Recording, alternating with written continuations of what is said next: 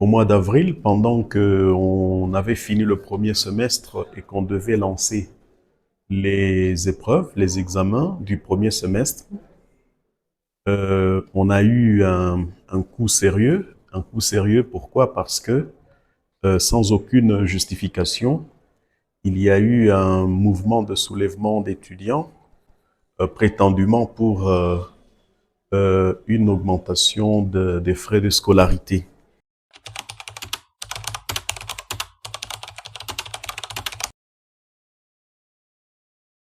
Mais toute vérification faite, y compris par des journalistes comme vous et d'autres personnes qui étaient intéressées par la question, il s'est avéré que cela était faux.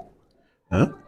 Cela était non seulement faux, mais c'était plutôt qu'il y avait un malentendu entre le communiqué que l'administrateur du budget avait affiché et le collège des étudiants. Alors, euh, dans le communiqué que l'administrateur du budget avait signé, il faisait un rappel des conditions pour que un étudiant puisse accéder à la salle d'examen. Et entre autres conditions, il y avait le fait que l'on soit en ordre avec non seulement l'inscription au rôle comme étudiant, mais également l'inscription à la session, en plus du paiement des frais académiques. Alors, le fait de séparer ces deux opérations du paiement des frais académiques n'a pas été bien compris par le collège des étudiants, et notamment par celui qui était porte-parole à l'époque, hein, parce que plutôt que de se rapprocher d'abord de l'administrateur de budget et de comprendre la teneur de ce communiqué, lui a directement conclu que l'AB venait de rehausser les frais. Hein, ce qui était déjà assez atypique, hein, parce que même lorsque on peut imaginer que les frais soient rehaussés, ce n'est pas l'administrateur du budget qui en décide seul. Hein. Pour jouer sur les frais, l'autorité budgétaire dans un établissement d'enseignement supérieur, c'est le conseil de l'établissement. Et le conseil de l'établissement, dans le cas de l'Institut supérieur de commerce de Bukavu, n'avait pas décidé qu'il y ait relèvement des frais et donc il ne pouvait pas y avoir relèvement des frais.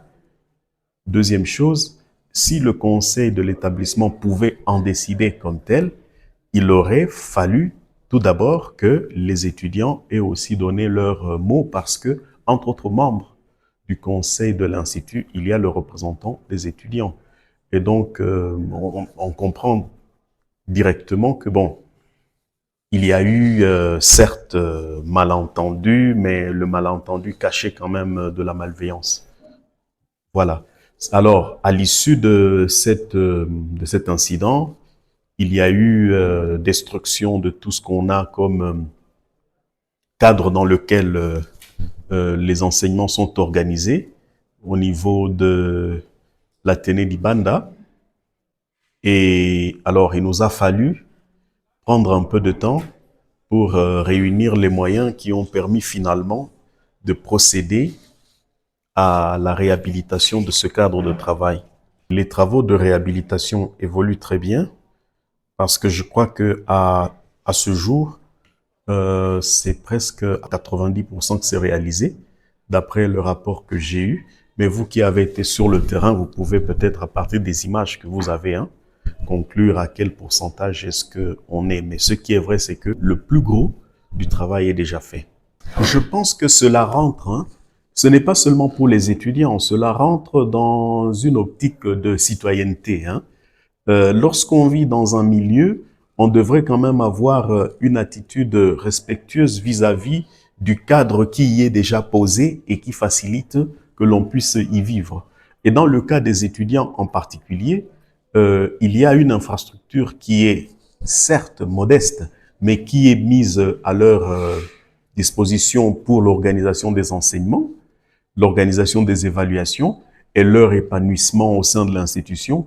Il me semble que le premier devoir d'un étudiant, d'ailleurs cela est prévu dans le règlement de l'étudiant qui est couché dans le vademecum, hein, du gestionnaire de tout établissement de l'enseignement supérieur, dans la partie sur le règlement de l'étudiant, il est prévu que l'étudiant participe aussi à la conservation du patrimoine qu'il retrouve en bon père de famille. C'est-à-dire que il s'arrange, tout étudiant devrait être soucieux de voir plutôt cette infrastructure s'améliorer plutôt que de la détruire. Hein? C'est vers là que moi, j'en appelle maintenant à tous les étudiants. Donc, c'est de faire preuve de responsabilité et de citoyenneté en préservant le patrimoine qui est mis à leur disposition.